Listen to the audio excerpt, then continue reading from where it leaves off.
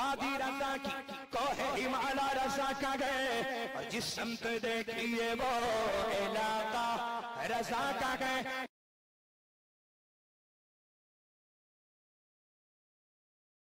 ایک صاحب نے سوال کیا ہے کہ انشورنس کے پیسے سے حج عمرہ ہو سکتا ہے یا اس رقم کو جائز کاموں میں لگایا جا سکتا ہے، اور جو انشورنس سے زائد رقم ملتی ہے اس کا کیا حکم ہے؟ بسم اللہ الرحمن الرحیم۔ آپ نے ایسا سوال کیا ہے جس کی مختلف صورتیں ہیں اور ان کے احکام بھی الگ الگ ہیں۔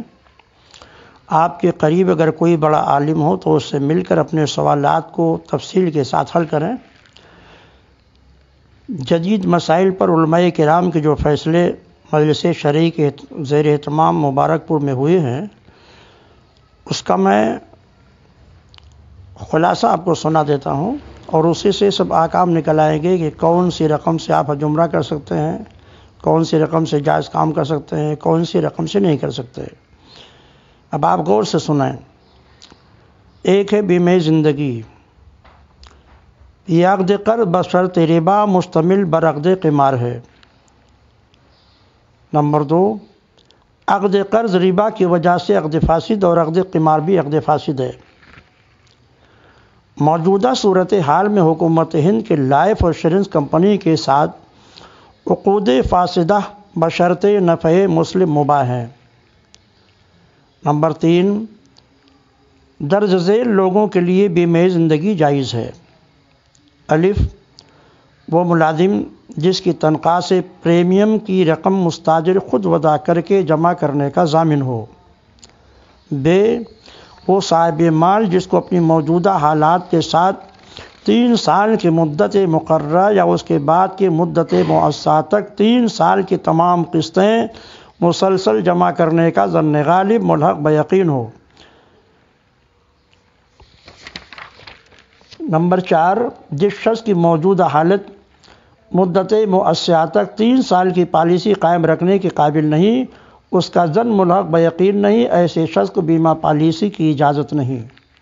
نمبر 5، مدت مؤسسہ میں قسط سے زائد جو رقم ادا کرے وہ سود نہیں بلکہ اپنے مال کو قرض دینا ہے کہ وہ اسے واپس ملے گا۔ نمبر 6، ظن غالب کے ساتھ شروع کرنے والا اگر 3 سال سے قبل اپنی کوتاہی سے بغیر کسی شرعی مجبوری کے اپنی پالیسی بند کر دے تو گنہگار ہے، اور اگر کسی شرعی مجبوری مثلاً افلاس وغیرہ کی وجہ سے پالیسی بند ہوگی تو گنہگار نہ ہوگا۔ نمبر 7، بیمہ کمپنی سے حاصل شدہ رقم زائد رقم مال مباح ہے۔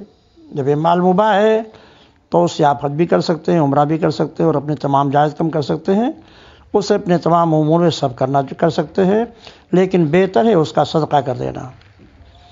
نمبر 8، اصل جمع شدہ رقم کی زکوٰۃ سال بسال واجب ہے، مگر ادا عند الحصول واجب ہے، اور مال زائد حاصل ہونے کے بعد اصل نصاب سے ملحق ہو جائے گا، لہذا اس کی زکوٰۃ نصاب کے حولان حول پر واجب ہوگی۔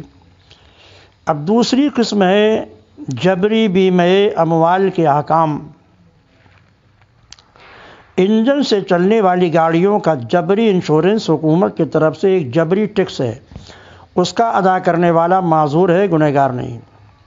نمبر 2، بینک سے قرض لینے پر جبری بیمہ اموال درج ذیل 2 صورتوں میں جائز ہے۔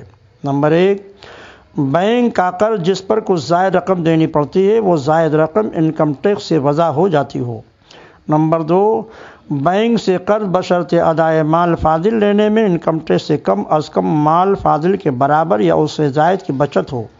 نمبر 3، ریل گاڑی ہوائی جہاز کے ٹکٹوں میں جو جبری انشورنس کی رقم دینی پڑتی ہے وہ بھی ٹیکس کے قبیل سے ہے، بوجہ جبر اس میں بھی کوئی گناہ نہیں ہے۔ اب تیسری صورت اختیاری بیمہ اموال کے احکام۔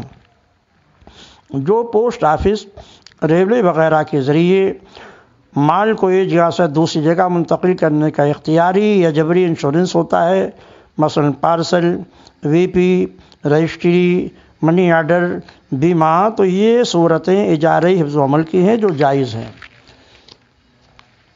نمبر 2، دکانات، مکانات، ذرائع نقل و حمل مثلا ٹرک، بس، موٹر سائیکل، ٹیکسی وغیرہ کا اختیاری بیمہ ناجائز ہے، اس لیے کہ یہ قمار کے معنی میں ہے جس میں نفع موہوم اور ضیاع مال اغلب و اکثر ہے، اس لیے اس کے جواز کی راہ نہیں۔ البتہ جب کہ ثابت ہو کہ اختیاری بیمہ اموال سے انکم ٹیکس کی بچت بیمہ کی قسط کے برابر یا زیادہ ہو جاتی ہے تو خاص اس صورت میں جواز کا حکم ہے، اور وہ بھی خاص طور پر ان لوگوں کے لیے جن پر انکم ٹیکس کا قانون عائد ہوتا ہے۔